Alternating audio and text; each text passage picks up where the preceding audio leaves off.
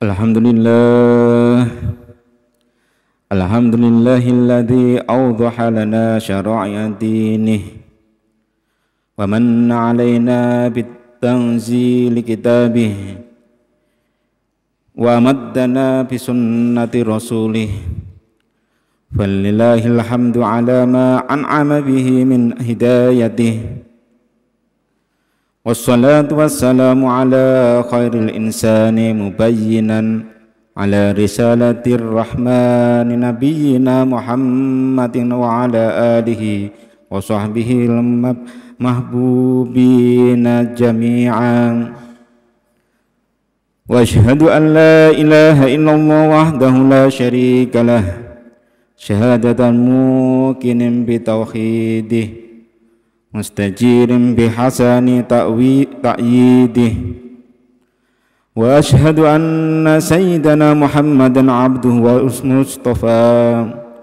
wa aminuhul mujtaba wa rasuluhul mab'usu ila kafatil wara amma ba'du fa ya ibadallah ittaqullaha haitsuma kunta wa asbi sayyi'ata hasanata tamhuha wa khaliqin nasa bi khuluqin hasanin. Qala Allah ta'ala a'udzu billahi minasy syaithanir rajim. Bismillahirrahmanirrahim. Wal 'ashri innal insana lafi khusrin illal ladzina amanu wa 'amilus solihati wa tawashaw bil haqqi wa tawashaw bis sabr. Ma'asyiral muslimin, sidang Jumat yang dirahmati oleh Allah Subhanahu wa taala.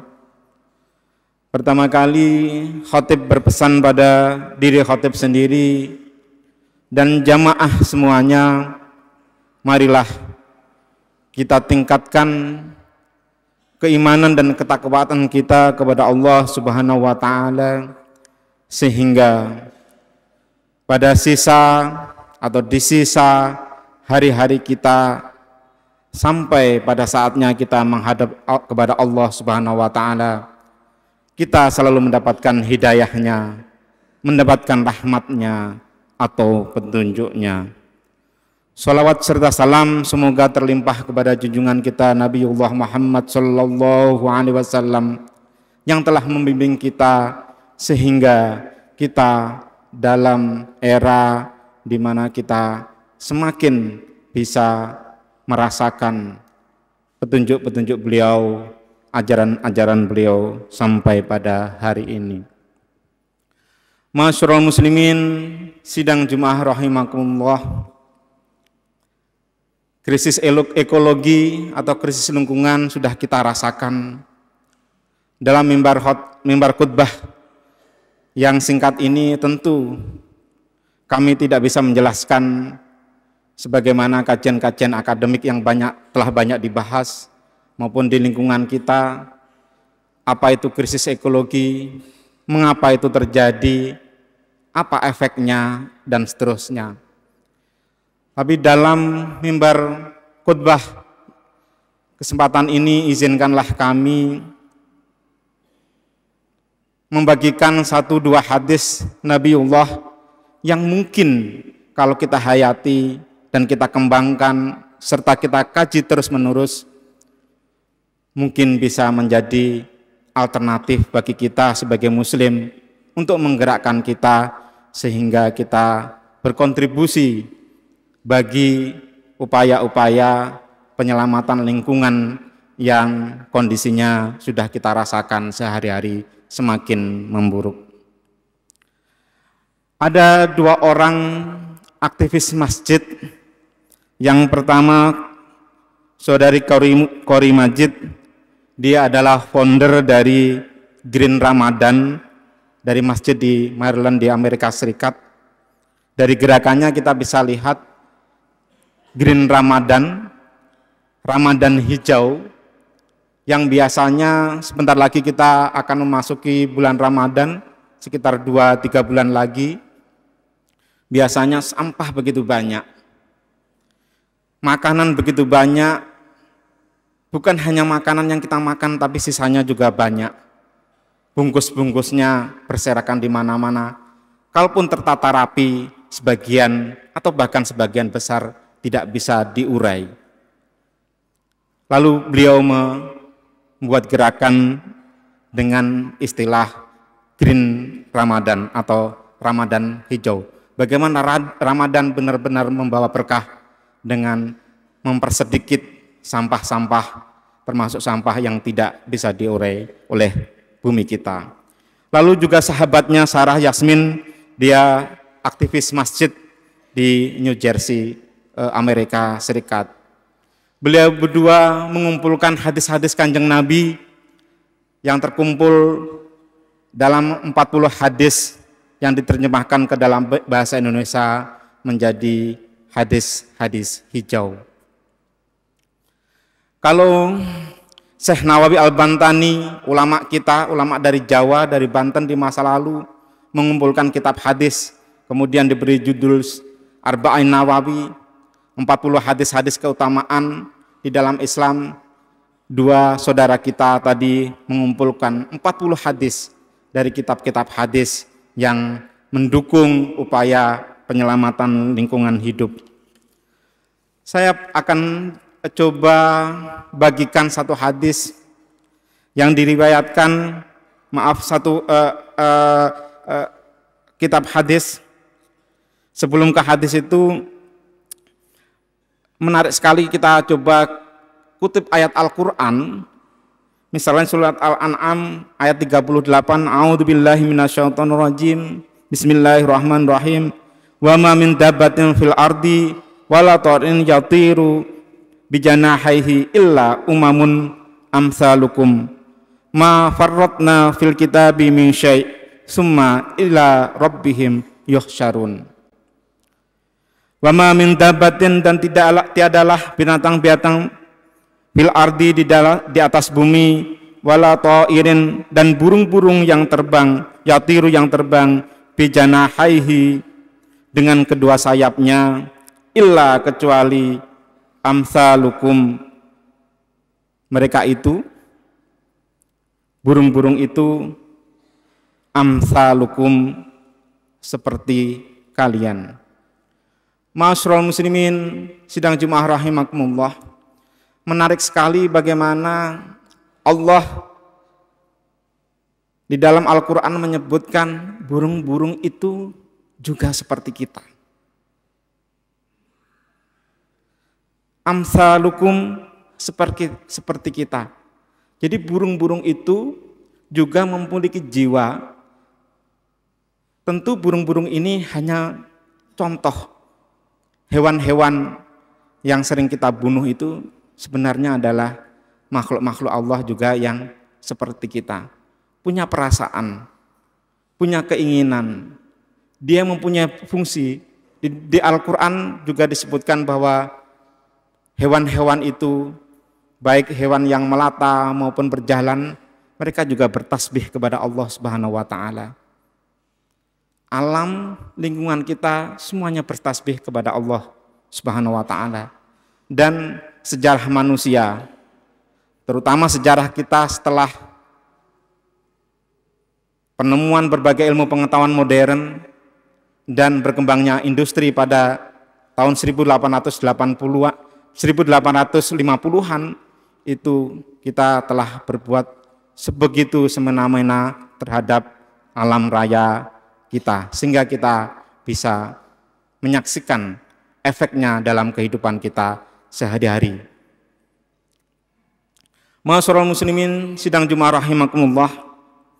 Hadis yang saya sebutkan atau saya janjikan untuk dibagikan yaitu hadis dari An Abdullah bin Ja'far qala fadakhala ha'iton li rajulin min ansari faida jamalun falamma ra'a nabiyya sallallahu alaihi wasallam hanna wa dharafat ainahu fa'atahu nabiyyu sallallahu alaihi wasallam famasaha dhifrahu fasa berkata faqala man rabbu hadzal jamali liman hadzal jamalu fajaa fata min ansari faqala li ya Rasulullah faqala afala tattaqillaha fi hadhil bahimat allati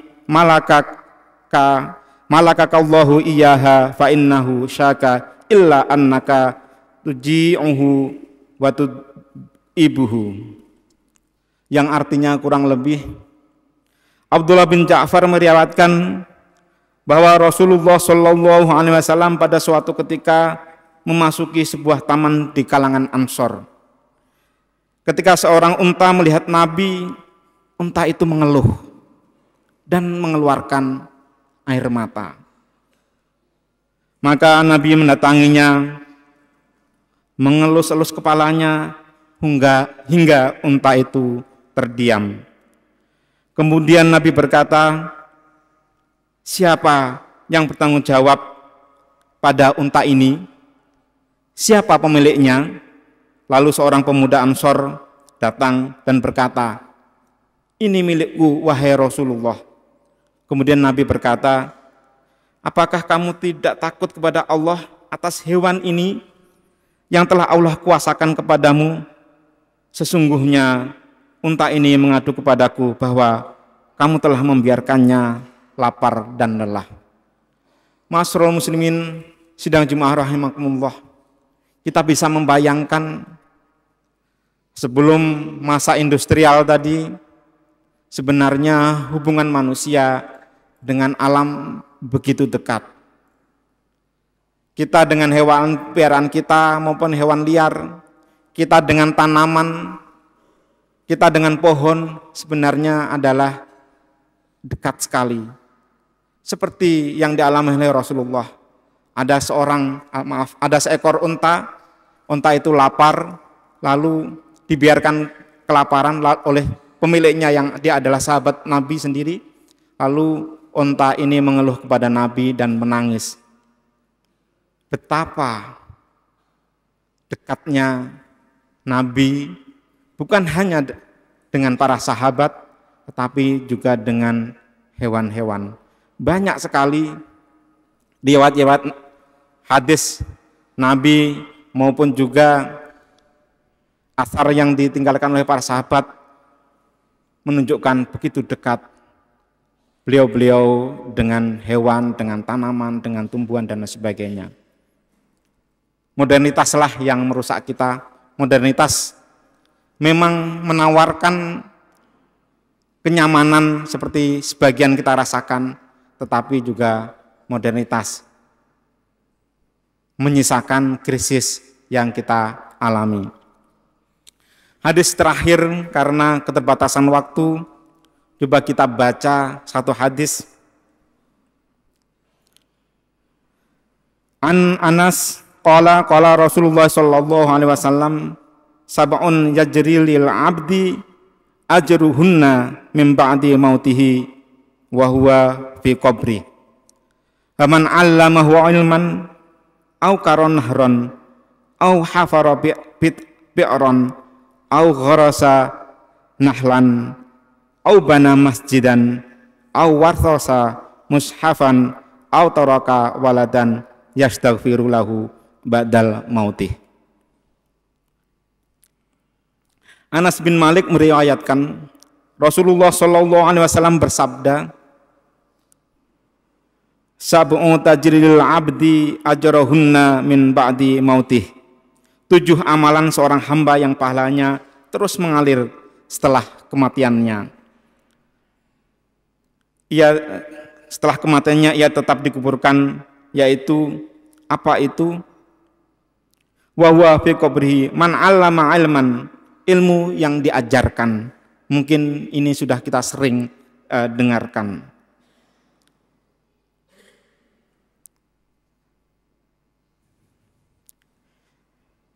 Au karoha nahron, membangun kanal atau sungai. Mungkin ini masih agak jarang kita dengar. Jadi barang siapa membangun kanal atau sungai untuk berjalannya air, amalnya tetap kita akan bawa sampai kita meninggal dunia. Au hafara bi'ron, atau menggali sumur. Banyak sekali hadis tentang sumur. Juga ada sahabat yang ibunya sudah meninggal lalu dia bertanya, "Wahai Nabi, saya ingin memberikan hadiah untuk ibuku yang sudah meninggal, kira-kira apa?" Lalu Nabi memberikan nasihat, "Sedekahkanlah sumur untuk ibumu." Itu yang kemudian menjadi tradisi di dalam filantropi Islam. Au ghorosa nahlan, atau menanam pohon kurma. Hadis tadi itu juga bicara tentang membangun masjid, mewariskan mushaf Al-Quran, dan meninggalkan anak soleh yang memohon ampunan setelah kematiannya.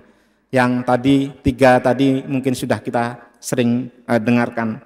Tetapi membangun kanal, menggali sumur, menanam pohon kurma, mungkin jarang.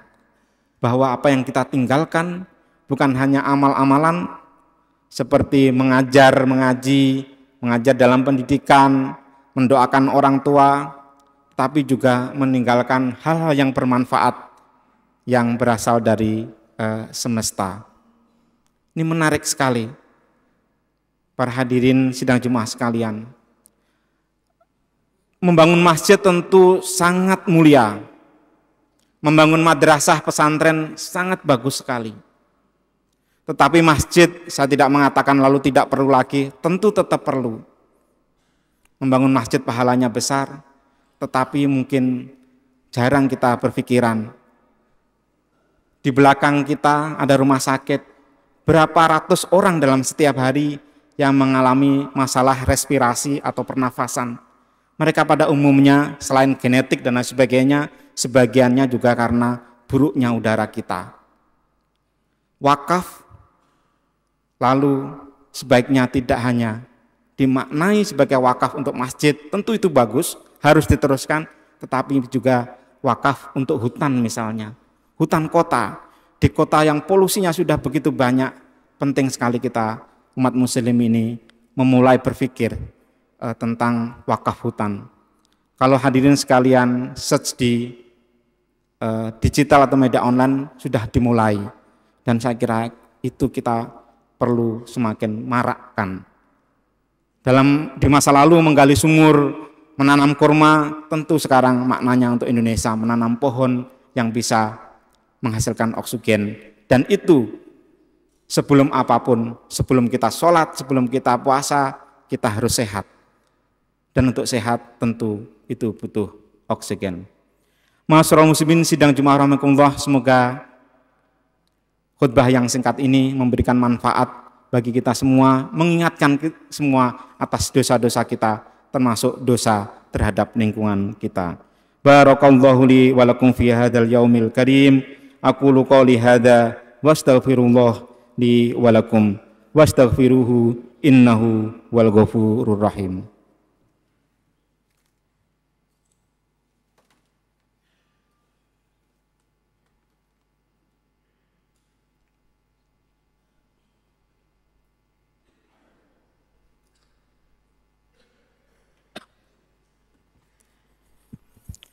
Alhamdulillah, alhamdulillah ala ihsanihi wa syukru lahu ala taufiqihi wa amtinanihi, wa asyhadu an la ilaha illallah wahdahu la syarika lah, wa asyhadu anna sayyidana Muhammadan abduhu wa rasuluh ad-da'i ila ridwanih. Allahumma shalli ala sayyidina Muhammadin wa ala alihi wa ashabihi wa sallim tasliman katsira. Amma ba'du. Faya ayuhan nas ittaqullaha fima amara wantahu amma naha wa alamu annallaha amarakum bi amri azim, amarakum bis salati wassalami ala nabiyhi al-karim, wa qala ta'ala innallaha wa malaikatahu shalluna 'alan nabi ya ayyuhalladzina amanu shallu 'alaihi wa sallimu taslima. Allahumma salli ala sayyidina Muhammad wa ala ali sayyidina Muhammad kama sallaita ala sayyidina Ibrahim wa ala ali sayyidina Ibrahim wa barik ala sayyidina Muhammad wa ala ali sayyidina Muhammad kama barakta ala sayyidina Ibrahim wa ala ali sayyidina Ibrahim fil alamina innaka Hamidum Majid.